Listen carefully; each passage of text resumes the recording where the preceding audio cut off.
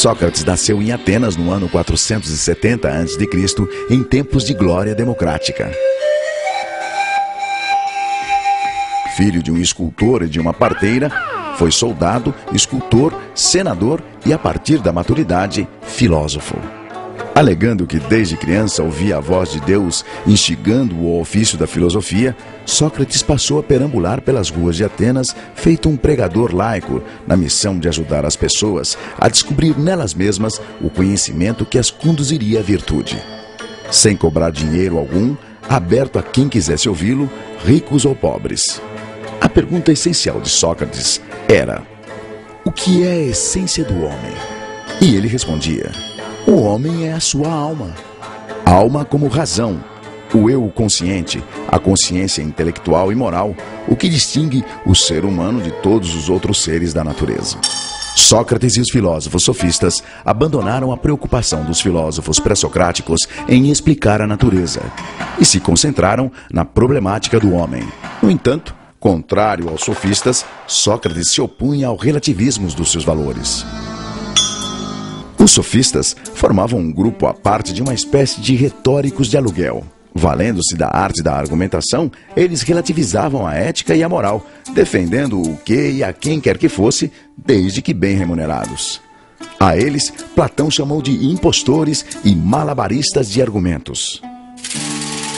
Sócrates não deixou nenhum escrito, e tudo o que se sabe de suas ideias está nos textos militares de Xenofonte, nos textos cômicos de Aristófanes e principalmente nos textos filosóficos de Platão, o seu melhor discípulo. Platão o transformou em protagonista em O Banquete, Apologia de Sócrates, Alcebíades I, Teeteto, Fédon e A República, entre outros.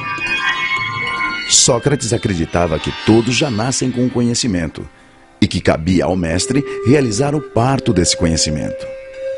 Ele entendia que só o conhecimento que vem da alma é capaz de revelar o verdadeiro discernimento do que é justo, bom e certo. Para partejar esse conhecimento, Sócrates aplicava um método dialógico que ele chamou de maiêutica, termo do latim obstetritiaorum, funções da parteira, em clara referência à sua mãe.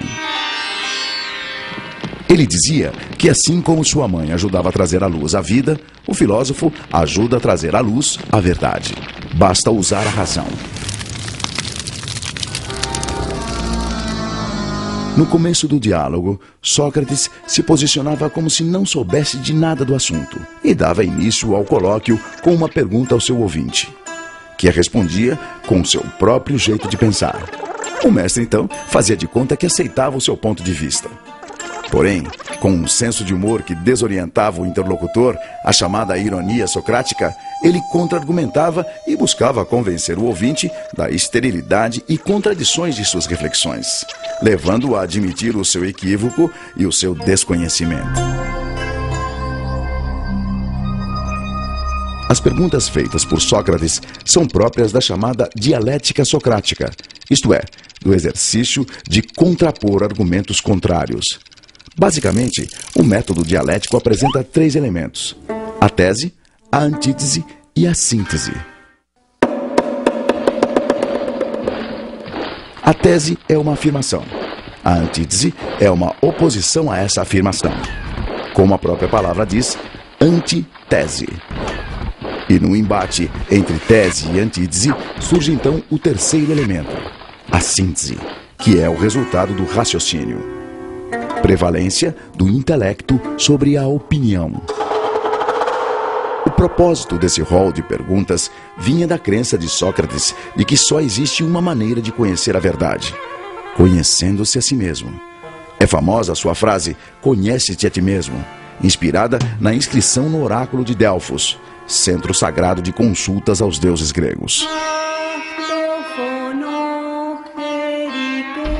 Para Sócrates, só quem conhece a si mesmo é que sabe que não sabe. A grande virtude, segundo ele, é saber que não sabe. Só sei que nada sei, ele afirmava.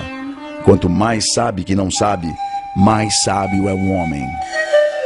E os que pensam que sabem e não sabem que não sabem, seriam, na sua concepção, os mais tolos. No texto Apologia de Sócrates, Sócrates relata que a pitonisa do oráculo de Delfos teria afirmado ao historiador e seu discípulo Xenofonte que o homem mais sábio de todos era ele, Sócrates. Logo eu, que justamente o que sei é que nada sei, um sábio? Então, Sócrates teria ido procurar políticos, poetas e artífices para provar que ele sim, por seus privilegiados ofícios, certamente seriam mais sábios que ele.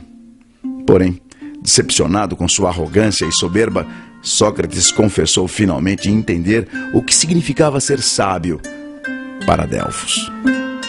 Sábio é o homem capaz de perceber seus limites e imperfeições, compreender as ilusões das aparências, a efemeridade das paixões e, com a razão, controlar-se. Só assim saberá depurar seu coração e sua alma e agir com justiça e retidão. A crítica àquelas 3 categorias de cidadãos pesquisados por Sócrates resultou em ódio e vingança dos seus desafetos, culminando em sua condenação à morte por envenenamento por cicuta, promulgada por um tribunal. Seus acusadores foram Meleto pelos poetas, Anito pelos artífices e Licon pelos políticos. Eles acusavam Sócrates de 2 crimes: corromper os jovens com suas ideias subversivas e negar a existência dos deuses atenienses. Recusando-se a abrir mão de suas ideias, que o libertariam da condenação abrandada para exílio, Sócrates enfrentou a morte aos 71 anos como um ato de coerência e dignidade. No dia de sua execução, narrado na Apologia de Sócrates, o mestre reuniu os amigos e discípulos e, antes de beber o cálice fatal, despediu-se. Se de fato é como um sono, a morte seria um maravilhoso presente, porquanto todo o tempo se resume a uma única noite. Se, ao contrário, a morte é como uma passagem deste para outro lugar e que lá se encontram todos os mortos, qual o bem que poderia existir, ó juízes, maior do que este? Mas já é hora de irmos.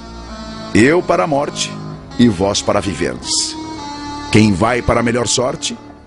Isso é segredo, exceto para Deus.